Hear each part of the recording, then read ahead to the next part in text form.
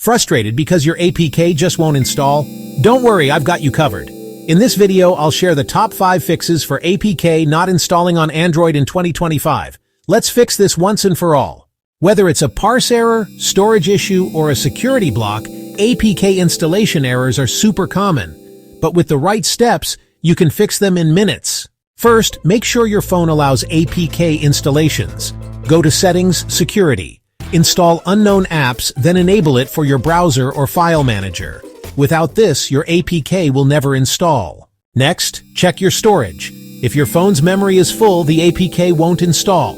Clear some space, delete junk files, and try again. Third, make sure the APK matches your phone's Android version and processor type. For example, a 64-bit APK won't run on a 32-bit phone. Always download the right version for your device. Fourth, clear your package installer cache. Go to Settings, Apps, Package Installer, and hit Clear Cache and clear data. This often fixes installation glitches instantly. Finally, check if your APK is corrupted. If the file didn't download properly or came from an untrusted source, it may be broken. Re-download from a safe site and try again. And that's it! 5 simple fixes for APK not installing in 2025.